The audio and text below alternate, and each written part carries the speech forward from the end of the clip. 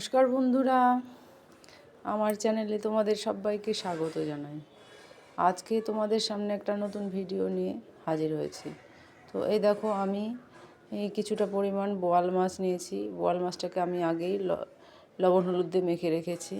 তো এদিকে আমি আলু কেটে নিয়েছি, দুটো লঙ্কা নিয়েছি, কাঁচা লঙ্কা চিড়ে নিয়েছি, এদিকে টমেটো কেটে নিয়েছি, আর ফোড়নের জন্য নিয়েছি একটা শুকনো লঙ্কা আর একটা তেজপাতা। আর এদিকে মশলা করে নিয়েছি খানিকটা পরিমাণ জিরে, আদা আর লঙ্কা পরিমাণ মতো। আমি আগে থেকেই মশলাটা করে রাখি, যেহেতু সেই জন্য আমি এই পরিমাণ মশলা করে রেখেছি। আর এদিকে নিয়েছি পেঁয়াজ আর রসুন কেটে নিয়েছি, সব কাটা মশলা দিয়ে। পেঁয়াজ রসুনটা আমি কেটেই দেবো।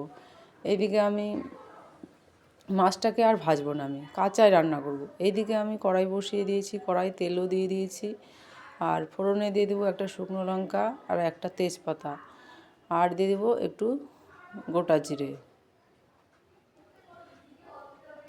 আর বোয়াল মাছ এইভাবে রান্না করে তোমরা দেখবে, খেতে খুব ভালো লাগে।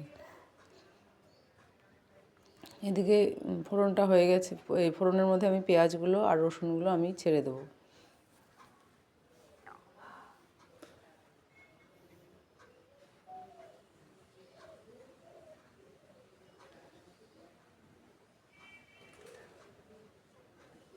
আমি পেঁয়াজ রসুনগুলো ছেড়ে দিয়েছি, এবার আমি নেড়ে নেব।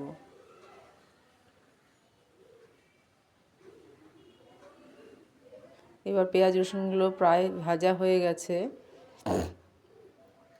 আর টমেটোগুলো আমি এবার দিয়ে দেবো।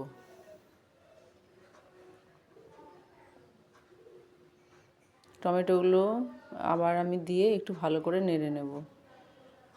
আর এবার আমি যে মশলাটা করে রেখেছিলাম, জিরে, আদা, লঙ্কা বেটে রেখেছিলাম, সেই মশলাটা ওই তেলের উপরে, মশলার উপরে দিয়ে দেবো। আর দিয়ে দেবো একটু হলুদ গুঁড়ো পরিমাণ মতো, আর দিয়ে দেবো স্বাদ মতো লবণ। তোমরা তোমাদের স্বাদ মতো লবণটা ব্যবহার করবে। আমি সব মশলাগুলো নিয়ে আবারও একটু ভালো করে নেড়ে নিচ্ছি, ভালো করে আমি একটু কষিয়ে নেব।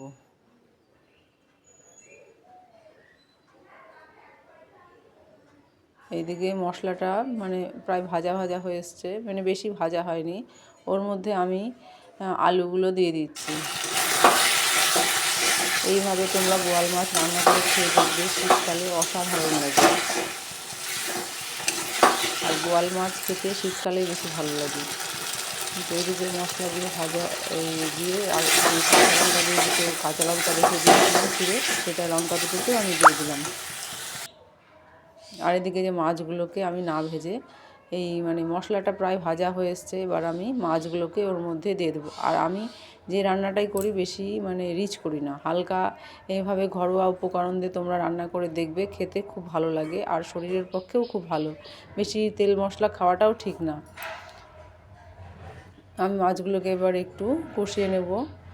আগে মাছগুলো দিলে ভেঙে যাবে, সেই জন্য আমি এই মানে মশলাটা ভাজার সময় মানে আধা ভাজা হয়ে যাবে, তখন আমি মাছগুলোকে দিয়ে দেবো। এই মাছগুলোকে ভাজা হয়ে গেছে, মাছগুলোকে আমি দিয়ে আবারও ভালো করে একটু ভালো অল্পভাবে নাড়াচাড়া করে আমি দিয়ে দেবো। একটু কষানো হয়ে গেছে, এবার আমি জল দিয়ে দেবো।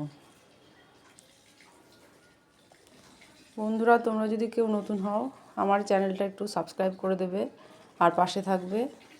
কেমন হয়েছে ভিডিওটা কমেন্টে অবশ্যই জানাবে। এই দেখো, আমি মাছগুলোকে দিয়ে ঝোলও দিয়ে দিয়েছি। খুব একটা ঝোল করব না, মাছগুলোকে সেদ্ধ করতে হবে। এই দেখো, এই পরিমাণ আমি ঝোল দিয়ে দিয়েছি। তো এবার আমি একটু ঢাকা দিয়ে দেবো। আবার অল্প আছে আমি মাছটাকে সেদ্ধ করব।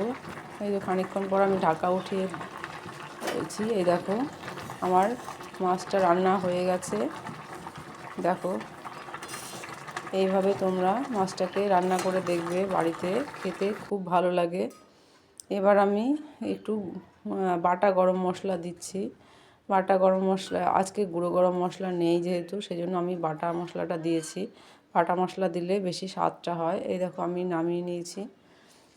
সবাই ভালো থেকো, সুস্থ থেকো, যাচ্ছি, টাটা। আবার আসবো পরের ভিডিও নিয়ে।